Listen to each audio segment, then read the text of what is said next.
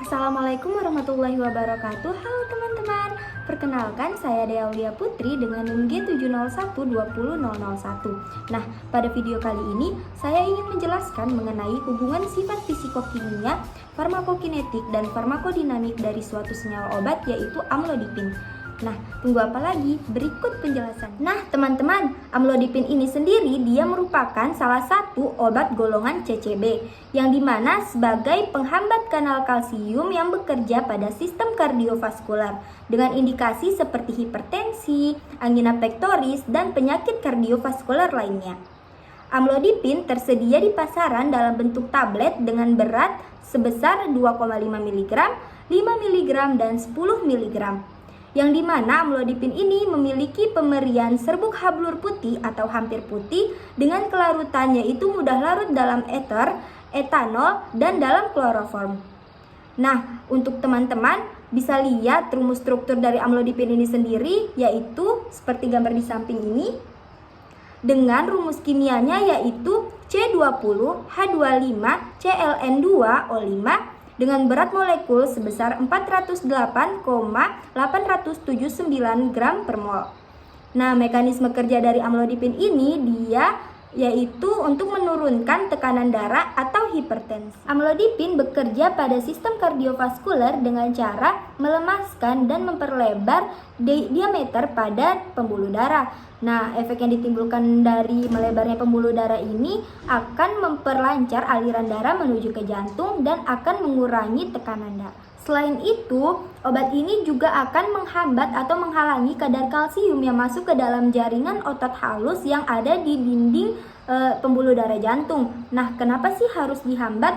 Karena kalsium yang masuk ke dalam jaringan otot halus yang ada di dinding pembuluh darah jantung tadi akan menyebabkan pembuluh darah ini menjadi kontraksi. Sehingga dengan adanya penghambatan amlodipin ini akan menyebabkan pembuluh darah yang ada di dalam jaringan otot halus tadi menjadi relaksasi. Beberapa keuntungan dari obat amlodipin ini dibandingkan dengan jenis obat golongan lain yang dimana dalam penggunaannya yang sehari cukup sekali, efek samping yang ditimbulkan dengan obat ini relatif kecil dan sedikitnya interaksi dengan obat lain. Nah, kemudian dengan adanya gugus 1,4-dehidropiridin dan substitusi cincin lipofilik pada posisi 4, rantai alkil pendek pada posisi 2 dan 6, gugus ester dengan rantai panjang akoksi pada posisi 3 dan 5 tersebut, maka kita dapat memprediksikan bahwa golongan CCB atau kalsium kanal blocker ini dia merupakan senyawa yang tidak stabil. Selanjutnya di sini saya akan membahas mengenai farmakokinetika dari obat amlodipin itu sendiri. Nah, perlu teman-teman ketahui nih bahwa proses farmakokinetika dari suatu obat itu terdiri dari 4 proses. Yang pertama ada proses absorpsi, kedua distribusi, ketiga metabolisme, dan yang terakhir itu ada proses eliminasi yang mana teman-teman biasa sebutkan yaitu proses ATME.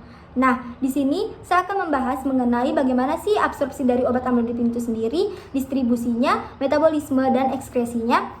Nah, di sini pertama saya akan menjelaskan absorpsi. Absorpsi dari obat amlodipin sendiri dia diabsorpsi di saluran gastrointestinal dengan peningkatan konsentrasi dalam plasma itu mencapai 6-12 jam setelah pemberian secara oral.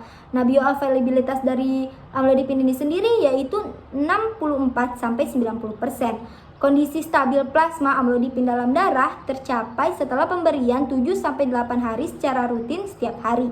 Nah, absorpsi amlodipin ini dia tidak dipengaruhi oleh makanan. Kemudian, amlodipin ini dia memiliki waktu paruh yang sangat panjang yaitu 30-50 jam.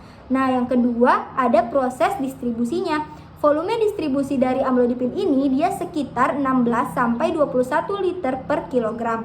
Nah, dengan volume distribusi tersebut, amlodipin ini dia dapat terdistribusi pasif ke seluruh kompartemen jaringan. Nah, kemudian ada proses metabolisme. Nah, amlodipin ini dia di metabolisme di hati dan mayoritasnya itu diubah menjadi metabolit yang tidak aktif. Sekitar 93% dari obat yang beredar terikat pada protein plasma. Kemudian metabolit amlodipin ini dia tidak memiliki aktivitas antagonis kalsium.